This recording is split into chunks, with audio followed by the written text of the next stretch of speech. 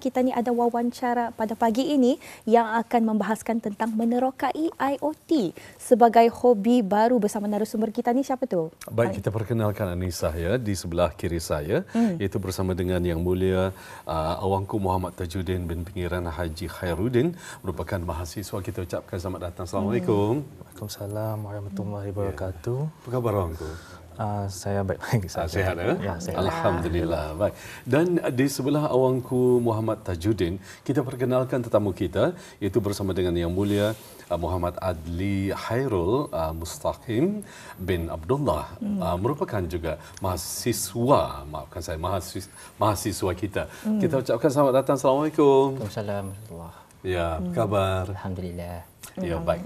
Dan mula-mula rampai pagi ingin mengucapkan jutaan terima kasih kepada kedua tetamu kita yang berkesudian bersama kita pada pagi ini, Anissa ya. Ya, betul sekali. Okey, baik. Silakan. Lebih mesra dipanggil dengan nama apa ni? Adli dan Tajuddin ataupun Adli. Tajuddin dan Adli. Yes. Baiklah, terima kasih.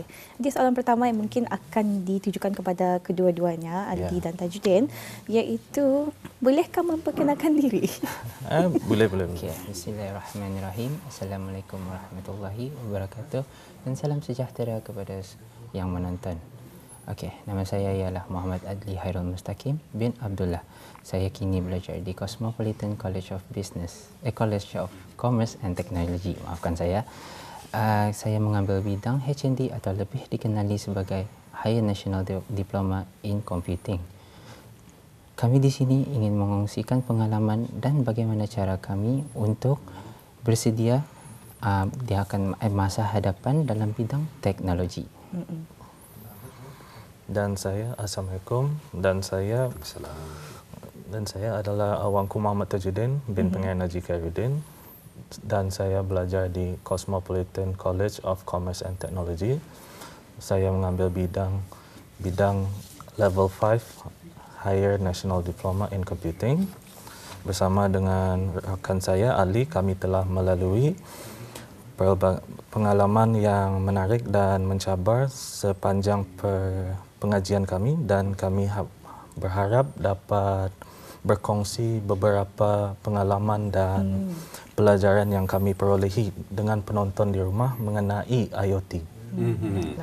Baik, demikian tadi Auda, kita baru saja berkenalan bersama dengan dua orang narasumber kita dan mereka pun telah memperkenalkan diri mereka dan juga peranan mereka mengenai dengan wawancara kita pada pagi ini. Jadi untuk meneruskan lagi wawancara kita pada kali ini, kita ingin mengetahui sebetulnya untuk kedua tetamu kita, mungkin kepada Awangku Tajuddin mungkin dapat menjelaskan pengertian apakah yang dimaksudkan dengan IoT ini. Silakan Awangku. IoT ataupun dipanggil sebagai Internet of Things membuat alat hardware atau alat device lebih pintar dengan membiarkan mereka berkomunikasi satu sama lain melalui internet. Contohnya aplikasi seperti Google Map yang membantu kita menghindari kesesakan jalan raya dengan menggunakan data dari penggunaan atau user lain.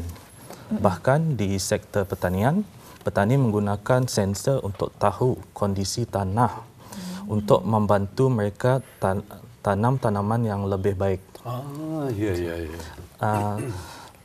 Singkatannya, IoT membantu membuat segala sesuatu di sekitar kita lebih efisien. Okey, baik. Itulah kita inginkan dalam dunia semakin moden ni, kita inginkan efisiensi dalam kehidupan seharian. Apa yang seperti yang dikatakan tadi, dalam kita ni mencari jalan, kalau dahulu terpaksa kita ni melihat map sekarang ini kita ni melihat Google Map ataupun Waze yang tahu yang sebagainya. Jadi katakan sama dengan apa yang kita diketahui masa ni dengan AI ataupun berbeza sebetulnya. Sama juga, ada juga seperti Siri ataupun Alexa atau kena panggil smart home. Baik. Ya. Jadi itu antaranya memang untuk memudahkan kehidupan seharian lah. Yes. Ketika mungkin soalan yang seterusnya ini untuk Adli. Apakah contoh lain aplikasi praktikal yang anda lihat dalam kehidupan seharian yang berkaitan dengan IoT ini? Okey, sebenarnya IoT ini wujud di sekeliling kita lah, sama ada kita sedar ataupun tidak. Ianya ada di dalam kehidupan seharian. seperti contoh telefon bimbit, smartwatch, smart city dan macam-macam lagi. Maknanya Indah semua yang mengetahuinya lah. Okey, mari kita ambil telefon bimbit sebagai contoh. Aplikasi IoT yang ada pada telefon bimbit ini membolehkan pengguna mengendalikan berbagai alat untuk mengendalikan alat dari jarak jauh. Dari jarak jauh ini termasuklah kemampuan untuk membuka pintu pagar, membuka lampu serta memantau rumah walaupun pengguna itu tidak berada di tempat lokasi secara fizikal. Okay. Dan contoh yang kedua adalah jam tangan pintar ataupun dikenali sebagai smartwatch. Smartwatch bukan saja alat untuk melihat waktu jam, kini telah berevolusi menjadi alat serbaguna yang mendukung gaya hidup yang sihat dan aktif dengan kemampuan memantau berbagai aspek kesihatan tubuh seperti detik jantung iaitu heart monitor dan memantau kadar oksigen dalam darah, blood oxygen, dan memantau corak tidur ataupun dikenali sebagai sleep pattern. Kemudian Adli mungkin lagi ingin menjelaskan atau siapa? Aku terjudi. Boleh juga. Okey. Mengenai dengan smart city. Smart city. Smart city pantar pintar ataupun smart city kebanyakannya bangunan-bangunan kerajaan maupun swasta kini sedang mengikuti trend menuju sedikit demi sedikit ke arah smart city.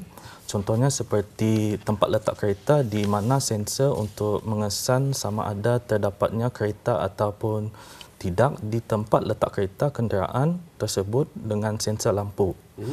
Dengan begini, para pencari letak kereta, bila mereka nampak sahaja lampu hijau dari jarak jauh, mereka akan mengetahui tempat itu ada tempat letak kereta yang kosong. Dari segi IoT, pula kaunter pembayaran parking boleh beroperasi secara automatik. Tidak payah ada orang menjaganya lah tu. Mungkin dapat dijadikan sebagai contoh kalau kita ni kan mencari tempat letak kereta. Kalau contohnya di hospital Raja Isri begitu kan. Jadi kita ni dapat memantau beberapa ada kekosongan jadi berwarna hijau, kalau merah full memberitahu tempat letak kereta dan penuh. Ada juga dorang bagi di depan entrance berapa tempat kosong itu. Betul sekali.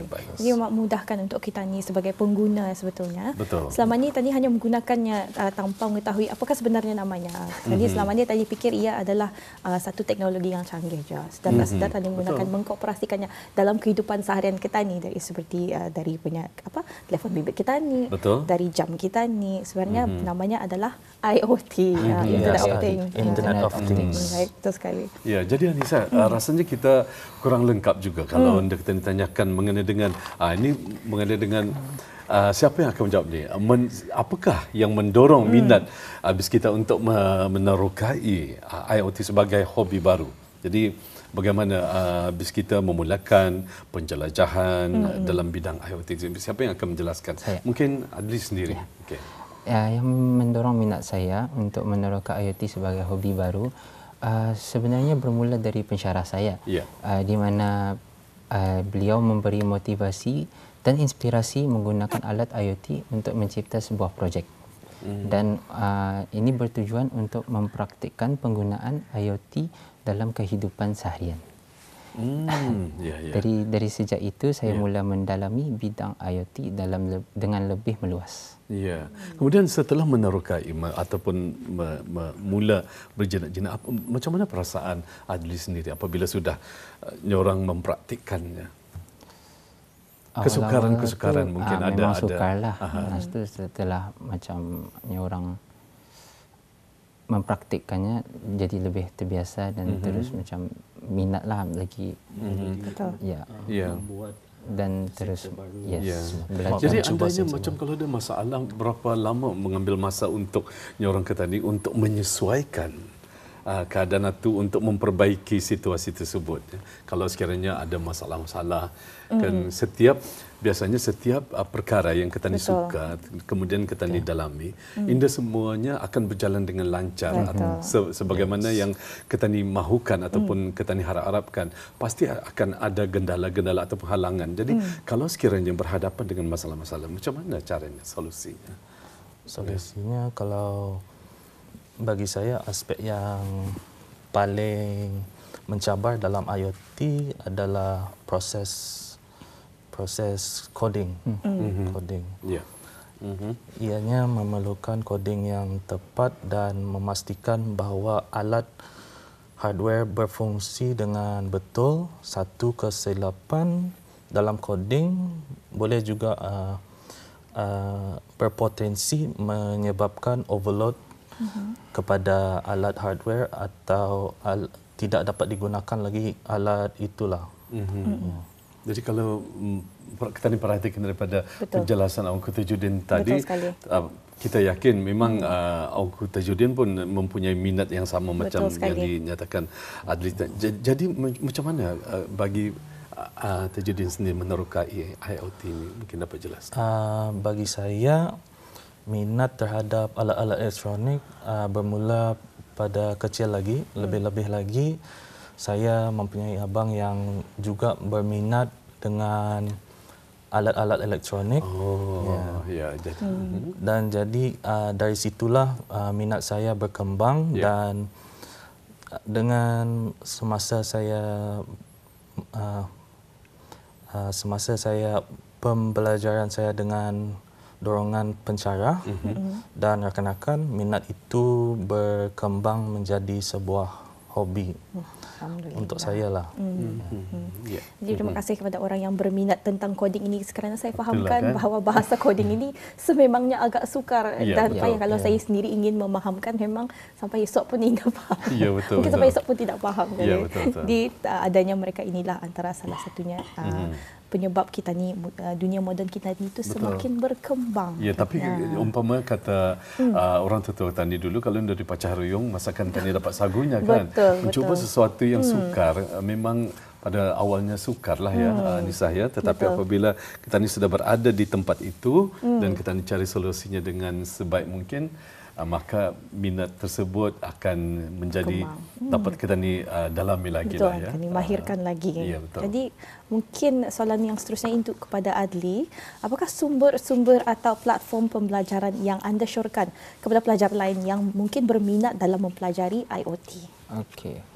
IoT diperkenalkan oleh pensyarah kami di mana beliau menjadi motivasi utama saya. Beliau telah memberikan gambaran yang lebih besar tentang penggunaan IoT. Kami juga mempelajari tentang IoT dari berbagai platform media di mana kami boleh meneroka berbagai-bagai cara untuk mencipta teknologi baru dengan alat IoT. Seperti contoh, jika kita ingin mencipta lampu elektrik yang menggunakan light sensor, light sensor, di mana sensor itu boleh mungkin mengesan. Mengesan lampu di sekeliling. Jika tidak ada lampu di sekeliling, maka sensor tersebut bertanggungjawab untuk menyalakan lampu secara otomatik. Mungkin juga sama dengan mungkin sensor yang mengesan kalau ada orang berjalan di sana, ia akan membuka secara otomatik. Ada sama lah. Ya, sama. Baik, kalau kita ni pada Tajuddin pula.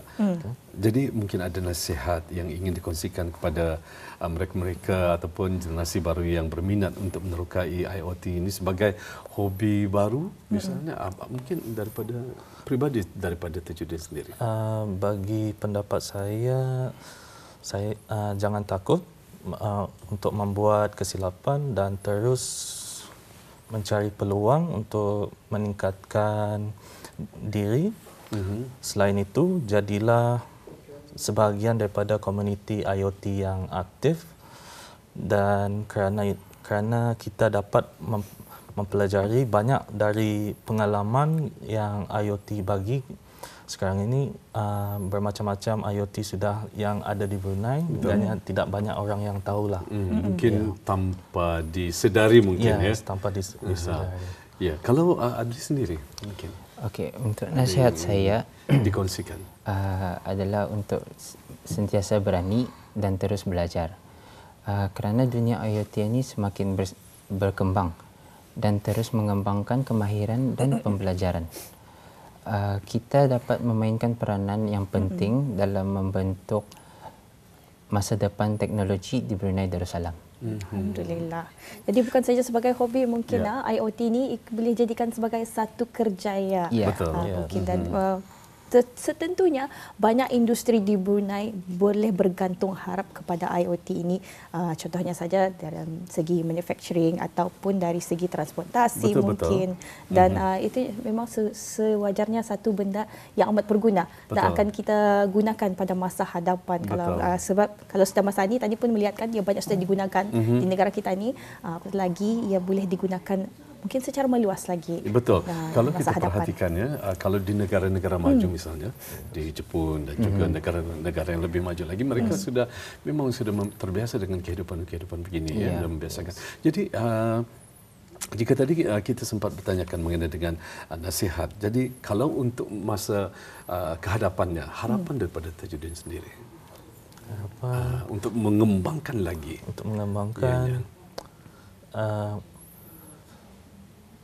Untuk mengembangkan patut itulah mempelajari lagi IoT itu sebab IoT bukan saja satu alat device, ia bermacam-macam jenis. Ia boleh menolong kita mengira berapa banyak air atau water level ataupun mencek temperature di kawasan ataupun membuat CCTV untuk memantau kawasan rumah kita ataupun membuka lampu. Ia boleh membantu kita membuat secara seharian hidup kita lebih senang dan more efficient macam tu. Itu yang dikatakan tadi dan bunyinya seperti satu kebaikan IoT. Mungkin boleh menceritakan sedikit apakah keburukan IoT ini kalau ada? Dari sudut negatifnya. Negatifnya yang seperti Tajuddin cakapkan tadi, coding lah. Coding kalau kami buat sendirilah tu sebab kami di swasta kami di sekolah kami pernah membuat projek untuk smart farming dan coding itu paling penting untuk membuat sensor itu membuat apa yang kita mau sensor itu buat. So kalau salah saja ia boleh kepanasan, sensor itu boleh kepanasan dan boleh meletup, boleh terbakar. Itu adalah yang penting lah. Coding itu paling proses coding itu paling penting lah. Paling penting. Tidak boleh itulah. Ada yang salah. Sama alat hardware itu payah mencari di Brunei. Itu saja. Kalau mau buat sendiri, tapi boleh dibuat, ganya payah mencari. Itu mencari. Jadi sebagai seorang pengasas ini saya serahkan mungkin pada Tajuddin ataupun Adli untuk menjawabnya. Sebagai seorang pengasas, mungkin kalau ada setiap masalah-masalah yang pasti akan ada ya, pasti. Ada enggak rakan-rakan di luar negara yang mungkin dapat membantu memberi informasi ataupun tips yang selama ini bisa kita dapat berhubung dengan mereka? Memberi idea mungkin ataupun untuk mendapatkan sebarang macam kata Tajuddin tadi untuk ialah mungkin bekalan alat mungkin dah darah katanya kan. Jadi ada tak rakan-rakan kawan-kawan yang berada di luar negara? Tidak ada. Jadi macam mana untuk mendapatkan? Kami mencari dari platform sendirilah media. Platform macam e-Darussalam atau online shopping untuk mendapatkan informasi. Yes. Baik, itulah jua mungkin dapat digunakan Internet of Things ini untuk kita menghubungi rakan-rakan di luar untuk mendapatkan persepsi dari mereka mungkin. Sebab kalau saya masing-masing ada cara masing-masing ada cara. Kadang-kadang ingin mencari rakan yang sama diorang minat dalam bidang tersebut ya. Betul. Mungkin mereka ada cara ataupun tips untuk tani dapat manfaatkan ya untuk tani aplikasikan di tempat tani. Betul sekali. Jadi itulah kemudahannya. Apa-apa pun kemudahan yang kita ni ada sebetulnya, terkebaikannya kita ni harus gunakanlah dengan kesederhanaan lah, betul lah. Jangan kita terlampau bergantung harap, walaupun bergantung harap. Maafkan saya, akan kegunaannya. Ya, betul sekali. Baik, kita ingin ucapkan jutaan terima kasih kepada perkongsian daripada tetamu kita, iaitu Yang Mulia Muhammad Adli Khairul Mustaqim bin Abdullah, merupakan mahasiswa, dan juga Awangku Muhammad Tajuddin bin Pengiran Haji Khairuddin, juga mahasiswa yang telah bersama-sama mempelopori ya bidang menerokai IoT sebagai hobi baru ini, dan siapa tahu ianya akan, InsyaAllah kita tani doakan mudah-mudahan ia lebih jauh berkembang lagi, lebih jadi besar satu kerjaya lagi. lagi untuk mereka hingga dapat mengukuhkan industri kita ni di Brunei ini Terima sesuai dengan kasih wawasannya. untuk keduanya. Assalamualaikum. Waalaikumsalam.